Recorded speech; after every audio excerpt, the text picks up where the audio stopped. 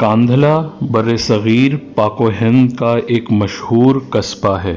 آج کل یہ ہندوستان میں پایا جاتا ہے۔ تقسیم ہند 1947 سے پہلے یہاں ایک زمین کا ٹکڑا تھا جس پر جھگڑا چل رہا تھا۔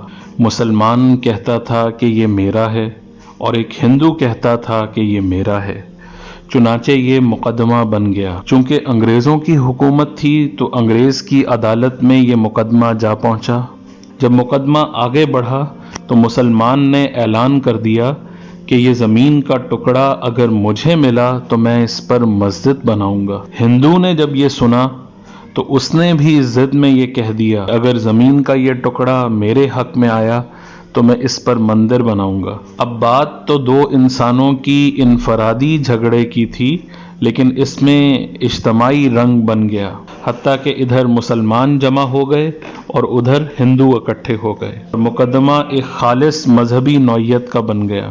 اب سارے شہر میں قتل و غارت ہو سکتی تھی، خون خرابہ ہو سکتا تھا، تو لوگ بھی بڑے حیران تھے کہ نتیجہ آخر کیا نکلے گا۔ انگریز جج تھا، وہ بھی بہت پریشان تھا کہ اس میں کوئی صلح صفائی کا پہلو نکالے، ایسا نہ ہو کہ یہ مذہبی آگ بھڑک اٹھے اور اس کو بجھانا مشکل ہو جائے۔ جج نے مقدمے کا بیان سننے کی بجائے پہلے ایک تجویز پیش کی کہ کیا کوئی ایسی صورت ہے کہ آپ لوگ آپس میں بات چیت کے ذریعے مسئلے کا حل نکال لیں۔ تو ہندوؤں نے ایک تجویز پیش کی کہ ہم آپ کو تنہائی میں ایک مسلمان کا نام بتائیں گے، آپ اگلی پیشی پر ان کو بلا لیجئے اور ان سے پوچھ لیجئے، اگر وہ کہیں کہ یہ مسلمانوں کی زمین ہے تو آپ یہ بے شک زمین مسلمانوں کو دے دیجئے، اور اگر وہ یہ کہیں کہ یہ زمین مسلمانوں کی نہیں بلکہ ہندوؤں کی ہے تو ہمیں دے دیجئے۔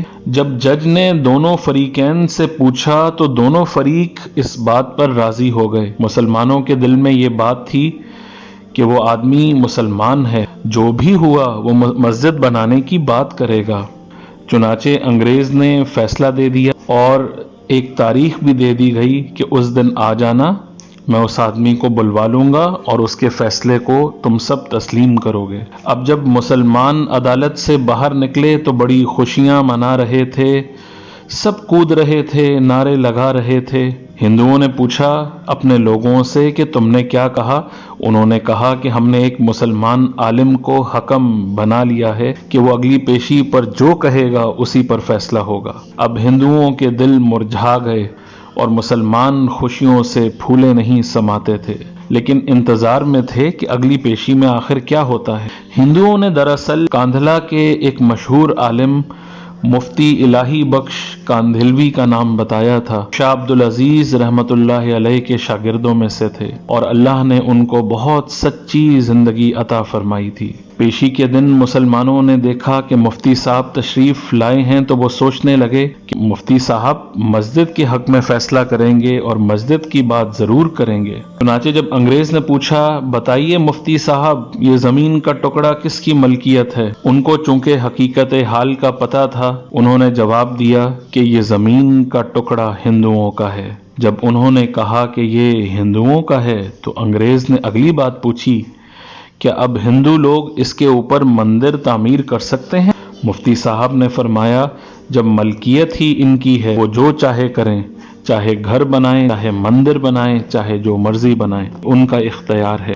چنانچہ فیصلہ دے دیا گیا کہ یہ زمین ہندوؤں کی ہے، مگر انگریز نے فیصلے میں ایک عجیب بات لکھی۔ اس فیصلہ کرنے کے بعد انگریز نے لکھا کہ آج اس مقدمے میں مسلمان ہار گئے مگر اسلام جیت گیا۔ جب انگریز نے یہ بات کہی تو اس وقت ہندوؤں نے کہا کہ آپ نے اپنا فیصلہ تو دے دیا، اب ہماری بات بھی سن لیجئے۔ اسی وقت کلمہ پڑھ کر مسلمان ہوتے ہیں اور آج سے یہ اعلان کرتے ہیں کہ اب ہم اپنے ہاتھوں سے یہاں مسجد بنائیں گے۔ تو جناب عقل کہہ رہی تھی کہ جھوٹ بولا جائے اور مسجد بنائی جائے، مگر مفتی صاحب نے سچ بولا اور سچ کا بول بالا کیا۔